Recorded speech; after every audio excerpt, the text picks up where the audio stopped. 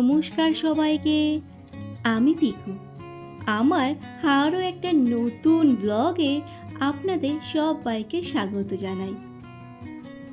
আজ ফ্রাইডে আর রিওর আছে স্কুল, সেই জন্য সকাল সকাল ঘুম থেকে উঠে আমার প্রধান কাজ রিওর স্কুলের টিফিন তৈরি করা, প্লাস রিও কি খেয়ে যাবে সেটাও দেখা। তো আজকে আমি বানিয়েছিলাম পাস্তা ওর স্কুলের টিফিনে, আর এর মধ্যে কিন্তু আমি সয়াবিন, বিনস, গাজর সব কিছুই অ্যাড করেছি, আর সাথে হাফ পেয়ারাও আমি দিয়ে দিয়েছি কুচি কুচি করে। আজকের আকাশটা বেশ কিন্তু সুন্দরই লাগছে, আর দেখুন দূরের দিকে মেঘ কিন্তু ভেসে আসছে। আর আমি রিওকে দিয়ে এখন চলে এসেছি বাড়িতে। এসেই প্রধান কাজ হলো আমার নিজের টিফিনটা সেরে নেওয়া। আজকেও কিন্তু সেম টিফিন ছিল, মুড়ির সাথে ছোলা দিয়ে, আর আমি চা আর দুটো বিস্কুট নিয়ে নিলাম। খাওয়া দাওয়া সেরে আমি সোজা চলে এলাম রান্নাঘরে, কারণ এটাও আমার কাজ। তার মধ্যেই কিন্তু আমি ঘরে অনেকগুলো কাজ সেরে নিয়েছি। সকালে স্কুলে টিফিন তৈরি করতে গেলেও বেশ অনেক বাসনই পড়ে, সেগুলো আমি কিন্তু মেজে রেডি করে নিয়েছি। তারপরে দেখুন আমি এখানে তেল গরম বসিয়ে দিয়ে আমি পটলগুলো ভেজে নেব। এখন যা সবজির দাম, মনে হয় অল্প অল্প করে খেয়ে দিন চালাতে হবে। চলুন পটলগুলো তাহলে এবার ভেজে নিই আমি।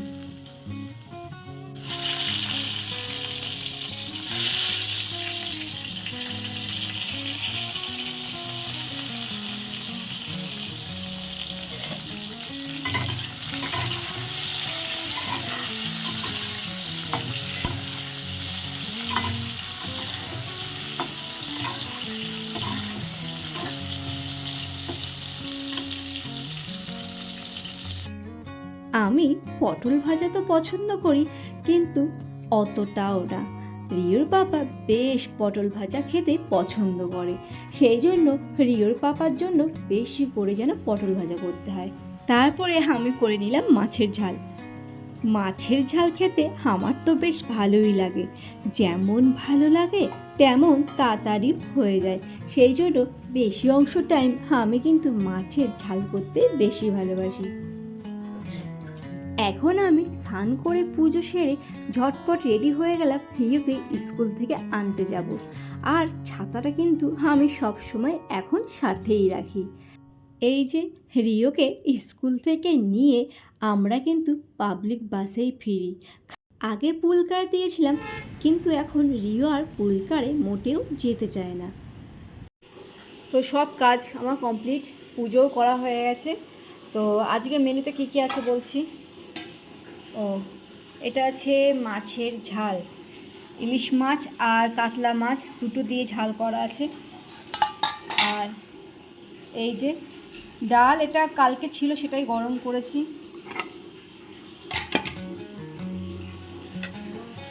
আর এটা হচ্ছে বড়ার টক, আর হচ্ছে এখানে আছে আলু ভাজা আর পটল ভাজা করেছি। বাস এই কটাই আজকে আমাদের দুপুরের মেনু, অনলি শুধুমাত্র দুপুরের মেনু। এটা কিন্তু রাতের জন্য না, রাতে অন্য কিছু বানাবো ঠিক করেছি। চলুন এবার খাওয়া দাওয়া শুরু করে নিই।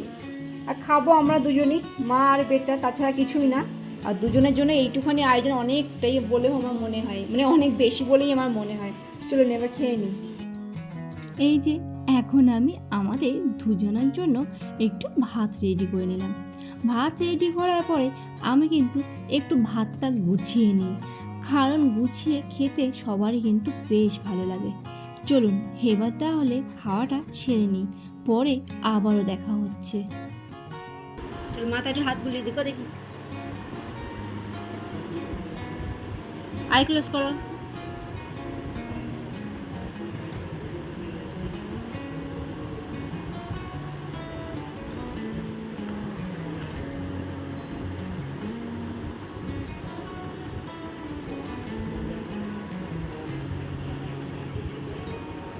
ঘুমাচ্ছ? কই তাকাও আমার দিকে, কই?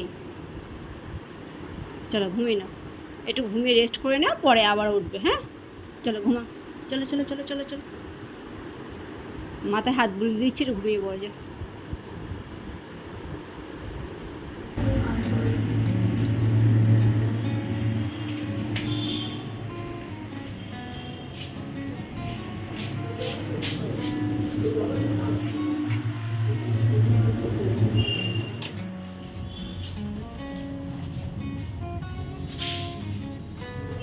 চল চল।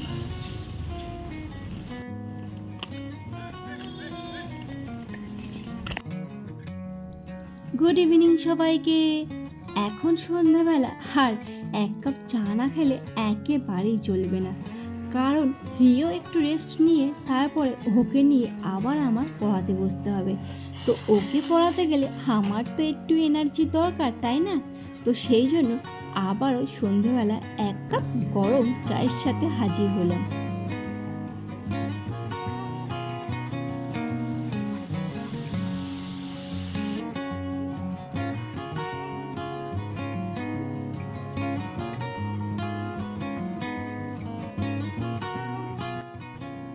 অনেকক্ষণ ধরে চা ফোটানোর পরে আমার চায়ের কালারটা ঠিক এমনই এসেছে, আর সাথে কিন্তু আমি রিওর দুধটা গরম করে নিলাম।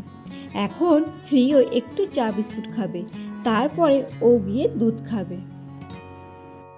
চলুন চাটা তাহলে এবার একটু ছাঁকনিতে ছেঁকে নিই। আর আজ কিন্তু আমি কাচের গ্লাসে চা খাবো। আমার এক এক দিন এক এক রকম গ্লাসে চা খেতে বেশি ভালো লাগে।